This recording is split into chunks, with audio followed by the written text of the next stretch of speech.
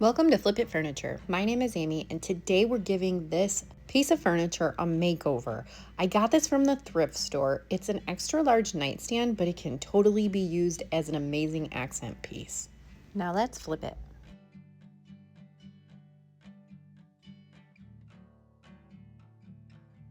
After removing all the hardware and thoroughly cleaning my piece of furniture, I'm going to prime it.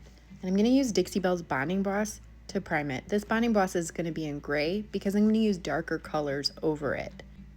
Bonding boss is both a bonding primer, but it's also a blocking primer. So if there was going to be any bleed through on your furniture, you would want to use this. And if your furniture is really slick and shiny, then you would want to use this primer. After my first coat of primer, I can see all these deep scratches, so that's when I add my wood filler. I do end up adding another coat of primer over it. So I did 2 coats of primer, waiting 2 hours in between the coats, and then 24 hours before painting. The decoupage paper I'm using is called Field of Poppies, and it's by Whimseykel Designs. For decoupage, I need my water mister, a brush, plastic wrap, and Belle's clear coat in satin. When using the plastic wrap, you can see I just kind of bunch it up. I need to use an ample amount. I don't want to use a tiny amount or I'll end up ripping my paper. Now, as we all know, decoupaging can be pretty tricky.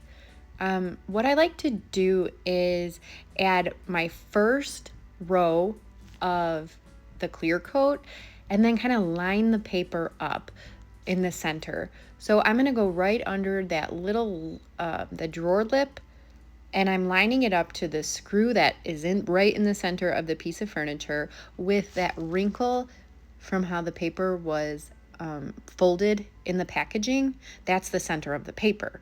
So I'm gonna line those two up. Now here's the thing, I don't exactly know when I'm doing a piece of furniture how that paper is gonna go on. If I'm gonna have a hard time, if I need to cut it, if I can put the whole piece on there. So I'm just kind of testing things out right now.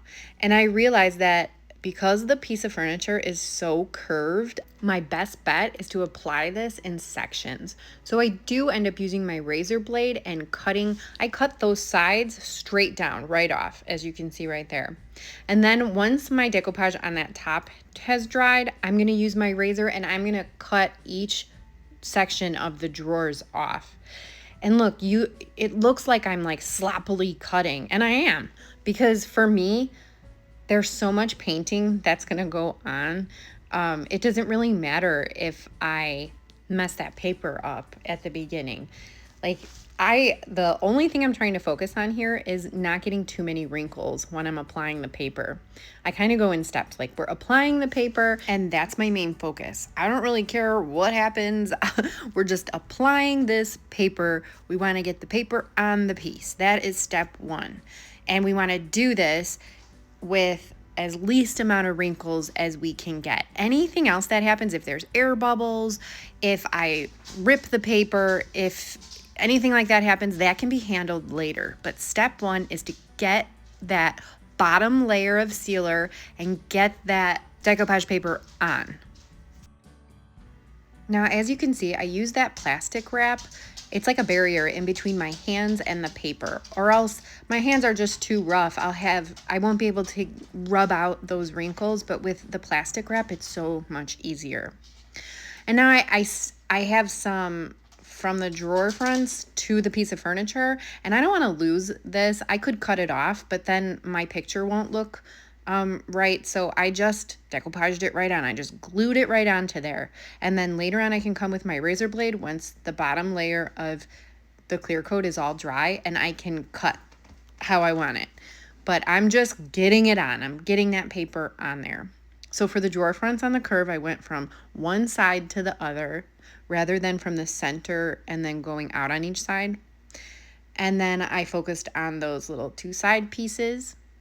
And now I waited overnight till everything was dry. So I'm coming back in the morning and I'm fixing all the jagged edges on the sides. I'm making sure that I pop all the bubbles. There's air bubbles behind the paper. So I have my little razor blade there. You can see with my brush, I'm kind of aggressively rubbing that the sealer on because I want it to go underneath the paper where I used my razor blade. So even for like the drawers here, I like to put an ample amount of sealer on there because I want that paper to be pliable so I know it's gonna stick. And then I go over the entire paper, even the fronts, after I'm done with the sides, making sure everything looks really good. I go over the entire front of the paper. Most important, I don't do this while it's wet. I wait like overnight or, wait 8 hours. Make sure that the underneath is dry because it's just so much easier for me to do it that way. Otherwise, I have a lot of ripping. It's just kind of a nightmare. So once that's dry, you're going to give it many hours, like 4 to 8 hours or whatever. Make sure that that sealer is completely dry before you go in and start painting. I never exactly know at the beginning which colors I'm going to use. I just grab, like 3 or 4 colors that I see in the paper and I start there. And if they don't match, then I grab different colors until I match because you want to blend the edges of that paper out. You want, you don't have to, but for what I'm going for, I don't want you to be able to see where the paper starts and ends. I want it to blend really nicely. So the colors I have so far are in the navy, caviar, antebellum blue, and kudzu. These 4 colors are like perfect matches for this paper. And as you can see right now, I take the drawers out, I do the inner parts. I want everything to match. And it's really not hard if you find the right colors. That kudzu, and then I added kudzu first, and then I'm stippling on that antebellum blue. I even use my fingers when I'm doing decoupage paper. It can be so fun. My fingers help to kind of blend it out. The background has that puffy kind of whimsical, it looks like it's been painted already on the paper. So it's really easy with a stippling motion to achieve that same look as long as you have the right colors. So as an example, for the black, I grabbed a different black. It was the midnight black or something. And it was just a little bit too light. So I went back and I grabbed caviar, which was perfect. And I just went right over that midnight black and added the caviar. So, if you're not finding the right colors or it doesn't look like it matches, just try a different one. And if you don't have enough paint colors, then maybe try even acrylics. Acrylics will work on your furniture. I don't recommend using acrylic paint on your entire piece of furniture because chalk paint, it has all those adhesive properties in there. So, but if you're just gonna if you're trying to paint in a decoupage paper, go for it. So the next color that I decided to add in there was collard greens. I see that in the lower part of the paper, so it was another kind of perfect match. Now, I'm gonna need 2 coats. I'm realizing that right now. Sometimes when I'm doing all this stippling and layering of the paint colors, I can get away with 1 coat. But since I have that gray base, I'm gonna need 2 coats. So now at this point, I'm just doing a little practice. I'm trying to just cover that side. And I wanted to fill in this little poppy. So I'm using flamingo and then a mix of barnyard red, and it gave me that perfect little poppy color. And I'm not like a painter. I'm not really great at painting, but decoupage paper is so fun because all I'm doing is kind of going in little circles, maybe drawing some little lines. I'm not like making a beautiful flower. And then watch this. I take my darker color. I think I took collard greens and caviar, and I just kind of blended that poppy out to make it look like the rest of them. That's why I love the decoupage papers. You don't have to be like an expert artist. I take the darker color and I just blend it out, and look at that. It looks just like the other ones. You would never know that I painted the rest of that flower. It looks like it's part of the paper. So at this point in my head, I'm like, I need to block off a little section that says, okay, this is where you're gonna be done blending. So I took in the navy and I made a section, and I decided from that point on each side I do that, the rest of the piece is gonna be in the navy. So while I'm waiting for that first coat to dry over there, I'm like, I want to go back to this front because on the paper, one side has a little bit more of the blues and greens than the other side. And I did want it to match because it just looked way too dark for me. So I added my own take on this paper. I added to that paper what wasn't there, what I thought would look really pretty to the eye.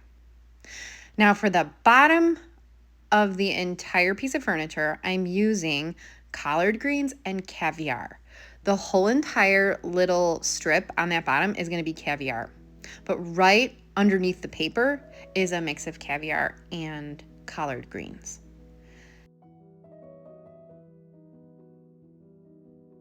So now my first coat on that side was dry, so I come back and I finish it out. And I want it to kind of just blend out that paper. You know, like I said before, you don't want to be able to see the lines of the paper. So I'm just blending it out until I hit that big line of in the navy. I hope I make sense when I'm talking here. Like you can see right now, the whole back of this piece is going to be in the navy. So I just blended it out until that point with the kudzu and the antebellum blue. And then the top of the piece is, I actually did 3 coats of in the navy. And I want to show you something because why I love to use Dixie Belle's chalk mineral paint.